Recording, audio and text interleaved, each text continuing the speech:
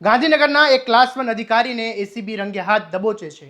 લાંચની રકમ 5 લાખ રૂપિયા હોય છે, પરંતુ જેમ જેમ તપાસ આગળ વધે છે તેમ કરોડોની બેનામી સંપત્તિ સામે આવે છે અને એસીબીએ 2 કરોડથી વધુનો મુદ્દામાલ જપ્ત કર્યો છે અને આરોપીને દબોચી લીધો છે. શું છે સમગ્ર મામલો, વિગતે વાત કરીએ અહેવાલમાં. ગુજરાતમાં ભ્રષ્ટાચાર સામે એન્ટી કરપ્શન બ્યુરોએ એવો ઘા કર્યો છે કે સમગ્ર સરકારી તંત્રમાં તેની ચર્ચા શરૂ થઈ ગઈ છે. ઘણીવાર લોકો કહેતા હોય છે કે કાર્યવાહી તો માત્ર નાના કર્મચારીઓ સુધી જ સીમિત રહે છે, જ્યારે મોટા અધિકારીઓ સુધી કાયદાનો હાથ પહોંચતો નથી. પરંતુ આ વખતે એસીબીની કાર્યવાહીએ આ માન્યતાને પડકારી છે. ગાંધીનગરમાં ઉર્જા વિભાગ હેઠળ કાર્યરત મુખ્ય વિદ્યુત નિરીક્ષક અને ક્લાસ 1 અધિકારી અશ્વિન બી ચૌધરી પર આરોપ છે કે તેમણે સોલાર પેનલ માટે જરૂરી એનઓસી આપવા બદલે 5 લાખ રૂપિયાની લાંચ માંગી હતી.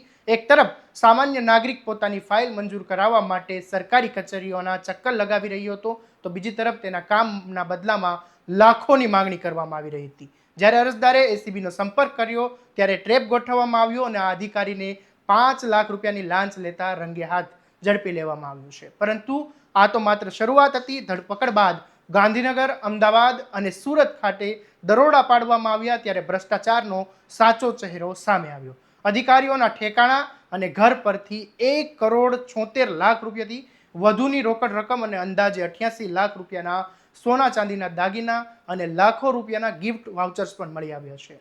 કુલ મળીને 2 કરોડ 64 લાખ રૂપિયાથી વધુનો મુદ્દામાલ એસીબીએ કબજે કર્યો છે અને આ મામલે આગળ વાત કરીએ એ પહેલા એસીબી નિયામક ભારતી પંડ્યાએ શું કહ્યું તે સાંભળી લો.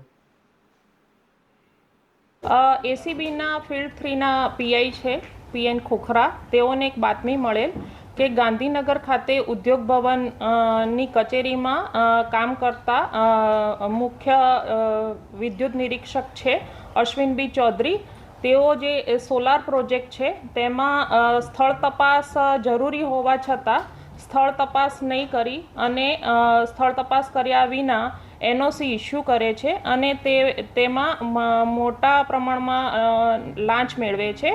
આ અંગે બાતમી મળેલી હતી અને આ જે પૈસા છે તેઓ પોતાની સરકારી સ્વિફ્ટ ડિઝાયર ગાડી છે તેમાં રોજે ઘરે લઈ જાય છે તેવી બાતમી હકીકત મળેલી. ત્યાર પછી ફિલ્ડ 3 મદદનીશ નિયામક અશ્વિન પટેલના સુપરવિઝનમાં તેઓની વોચમાં રહેલ અને તેમની ગાડીમાંથી અમને 5,51,730ની રોકડ અને અન્ય ગિફ્ટ વાઉચરો મળી આવેલ. ત્યારબાદ એમની વિગતવાર પૂછપરછ કરતાં તેઓના ગાંધીનગર અને સુરત ખાતેના રહેણાંક મકાનોમાં પણ મોટા પ્રમાણમાં રોકડ, સોના ચાંદીના દાગીના, સિક્કા અને અન્ય દસ્તાવેજો હોવાની માહિતી મળેલ. જે આધારે તેમના ગાંધીનગર અને સુરત ખાતેના મકાનોમાં સર્ચ હાથ ધરવામાં આવેલ અને આ સર્ચ પ્રક્રિયા પૂર્ણ થતાં તેઓના ગાંધીનગર અને સુરત ખાતેના મકાનો અને ગાડીમાંથી કુલ 1 કરોડ 76,14,970ની રોકડ રકમ અને 88,82,910ની અંદાજિત કિંમતના સોના ચાંદીની લગડીઓ, દાગીના અને સિક્કાઓ મળી આવેલ. આમ કુલ 2 કરોડ 64,97,880 રૂપિયાની મત્તા તેઓના ઘર અને તેઓની ગાડીની સર્ચ ઓપરેશન દરમિયાન મળી આવેલ છે. આ અંગેની જે તપાસ છે, એફઆઈઆર છે, તે પીએન ખોખરાએ સરકાર પક્ષે ફરિયાદી બનીને નોંધાવેલ છે અને આગળની તપાસ છે તે ગાંધીનગરના પોઈન સુથાર છે તેઓ કરી રહેલ છે અને આ પ્રકારની કોઈપણ માહિતી કોઈપણ પ્રજાજનને મળી આવે તો તેઓને એસીબીનો સંપર્ક કરવા માટે જણાવવામાં આવે છે.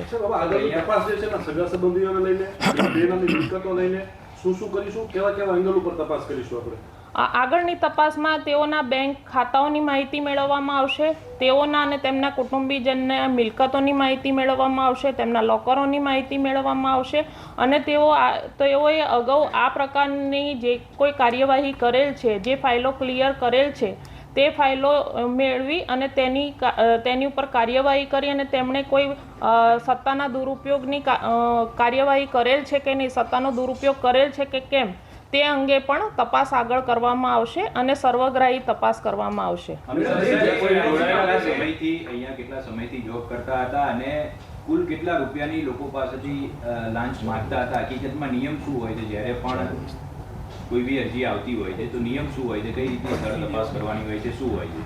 તેઓ આ જગ્યાએ આશરે 4 વર્ષથી કામ કરતા હતા અને જે નોર્મલ પ્રોટોકોલ છે તે છે અરજી આવ્યા પછી તેમણે આ જે સોલાર પ્રોજેક્ટ છે તે નાખવા માટે કંપનીઓની અરજી આવ્યા પછી તે જગ્યાએ સ્થળ તપાસ માટે જવું જરૂરી છે, ફરજિયાત છે અને ત્યાર પછી તેઓના નકશાઓની ચકાસણી કરી યોગ્ય જણાય તેઓને એની મંજૂરી આપવાની રહે છે. પરંતુ આ જે અધિકારી છે તેમણે સ્થળ તપાસ કર્યા વિના કોઈપણ નકશાઓની વિગતવાર ચકાસણી કર્યા વિના આવી મંજૂરીઓ આપેલ હતી. જે એનઓસી આપતા હતા એના માટે કોઈ એજન્ટ કે કોઈ માણસ રાખ્યો હતો કે કોઈ કંપની આવે પછી એમને મળે એવું કોઈ નેટવર્ક સામે આવ્યું છે? આ બાબતે પણ વિગતવાર તપાસ અમે હાથ ધરવાના છીએ કે કોઈ નીચેના અધિકારી કર્મચારીઓની કે કોઈ અન્ય ખાનગી વ્યક્તિઓની એમાં સંડોવણી છે કે કેમ તે બાબતે પણ તપાસ કરવામાં આવશે. કેટલા રૂપિયા માંગતા હતા પાસેથી? અમારી પ્રાથમિક માહિતી મુજબ 100 થી વધારે ફાઇલો તેમણે છેલ્લા અઠવાડિયામાં ક્લિયર કરેલી છે, એટલે એ ફાઇલો અમારા સ્કોપ ઓફ વર્કમાં છે અત્યારે. કોઈ રૂપિયાની આમ ગણતરી મતલબ અંદાજ આવ્યો હોય કે એક ફાઇલ દીઠ આટલા રૂપિયા લીધા હોય એવું કંઈ? નહીં, એ વિગતવાર તપાસમાં આવરી લેવામાં આવશે. કંપનીઓ જે છે ક્યાંની છે, કેટલા પૈસા આપ્યા છે એ કઈ અત્યારે અંદાજ આવ્યો છે જેમણે એમને લાંચ આપી છે? આ વિગતવાર તપાસ અમે હાથ ધરેલ છે કારણ કે આ આખી જે સિસ્ટમ હતી તે ઓનલાઈન હોવાની માહિતી છે, એટલે ઓનલાઈન માહિતી મેળવવા માટેની કાર્યવાહી કરેલ છે. કોઈ રકમ એની નક્કી હતી કે એક ફાઇલ પાસ કરે એનઓસી માટેની તો આટલા રૂપિયા લેવા? નહીં, એ એમની કંપની અને જે અરજદાર આવે તેમની સાથેની એમની જે કોઈ પણ પ્રકારની ડીલ થાય એ પ્રમાણે હતું, કોઈ ફિક્સ્ડ અમાઉન્ટ નહોતી. મોડસ ઓપરેન્ડી શું હતી ખાસ, કેવી રીતે મોડસ ઓપરેન્ડી હતી અને પોલીસથી અને એસીબીથી બચવા માટે કેવી રીતે કાર્યવાહી કરતા કામ કરતા? તેઓ હમણાં મેં કહ્યું એમ જ કે તેમની પાસે જે કોઈ અરજી આવે એ અરજી ઉપર એમણે નિયત પ્રોટોકોલ પ્રમાણે અને એસઓપી પ્રમાણે કાર્યવાહી કરવાની રહેતી હતી, પરંતુ તે પોતે સ્થળ તપાસ કર્યા વિના અને એમને નકશા જે હતા એનો ડિટેલ અભ્યાસ કરીને સોલર જે સિસ્ટમ નાખવા માટે યોગ્ય છે કે કેમ એના જે પ્રોટોકોલ્સ હતા એ ફોલો કરવા મેન્ડેટરી હતા, તેમ છતાં પણ તેમણે વિગતવાર ચકાસણી કર્યા વગર તેઓએ મંજૂરી આપેલ છે. સાહેબ, આજે ગાડીમાંથી 5.5 લાખ રૂપિયા મળ્યા છે, તે કોની પાસેથી લીધા હતા? તે લાખના રૂપિયા કે અન્ય કોઈ રૂપિયા હતા? તો પ્રાથમિક તપાસમાં તેઓએ કબૂલેલું છે કે આ જે પૈસા છે તેમણે લાંચથી મેળવેલા છે. તે વિગતવાર અમારા ઇન્વેસ્ટિગેશનનો વિષય છે, એ પાછળથી તમને માહિતી આપવામાં આવશે. બાતમીના આધારે અમે આ છટકું ગોઠવેલું હતું, સર્ચ કરેલું છે. તેમની ઓફિસમાં જે આ કાર્યવાહી કરતા હતા. પૈસા ક્યાં લીધા હતા? પૈસાની રકમ નહીં, અત્યાર સુધીની તપાસમાં એમણે જે અમને ઓપરેશન દરમિયાન જુદા જુદા કવરોમાં આ પૈસા મળી આવેલા છે, એટલે હાલ સુધીની તપાસમાં અમને એમની દ્વારા સીધા લીધેલ હોવાની માહિતી છે, પણ હમણાં જ મેં કહ્યું એમ કે એમાં નીચેના સ્ટાફની શું સંડોવણી છે, કોઈ પ્રાઇવેટ વ્યક્તિ સંકળાયેલા છે કે નહીં તે બાબતે વિગતવાર તપાસ કરવામાં આવશે. જે કંપની હતી લાંચ સ્વરૂપે રકમ આપતી હતી તો કયા કારણોસર આપતી હતી, કયા ઝડપી કાર્યવાહી થઈ શકે એમની, અને તાત્કાલિક એમણે મેં હમણાં જ કહ્યું એમ એમણે 100 થી વધારે આ જે ફાઇલો છે તે એમણે ક્લિયર કરેલી છે. એક જ દિવસમાં એ ફાઇલ ક્લિયર કરતા હોવાની પણ માહિતી છે, એટલે આ એક ઓનલાઈન સિસ્ટમ છે, એટલે ડેટા અમારી પાસે ડિટેલ આવ્યા પછી અમે વિગતવાર માહિતી આપની સાથે શેર કરીશું. અમે એક જ દિવસમાં આ ગુનો દાખલ કરેલો છે, એટલે પ્રોપર્ટી વિશેની માહિતી મેળવ્યા પછી વિગતવાર તપાસ કરવામાં આવશે. પ્રોપર્ટી એમની મળી આવશે તો એ અંગે પણ જે અમારો ગુનો દાખલ કરેલો છે એમાં કાર્યવાહી કરવામાં આવશે. વાઉચર એટલે કોઈ કંપનીના ગિફ્ટ વાઉચર્સ છે. સર, મિલકત થઈ અને 2 કરોડ થાય છે કે મકાનની કિંમત અલગ ગણી? નહીં, મકાનની કિંમત નથી. આ એમને ઘરેથી મળેલી હાર્ડ કેશ અને સોના ચાંદીના સિક્કા અને દાગીનાની જ કિંમત છે.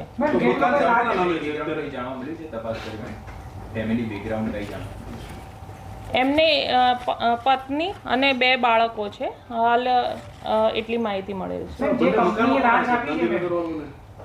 સુરત મકાન છે કોના છે? એના પોતાના નામના છે કે ખબર પડી છે? ગાંધીનગરનું છે તે સર્વન્ટ એમનું પોતાનું ગવર્મેન્ટ ક્વાર્ટર છે અને જે સુરત ખાતેનું છે એમનું મકાન છે. જે કંપનીએ લાંચ આપી છે એની સામે બી એક્શન લેવું પડે. હા.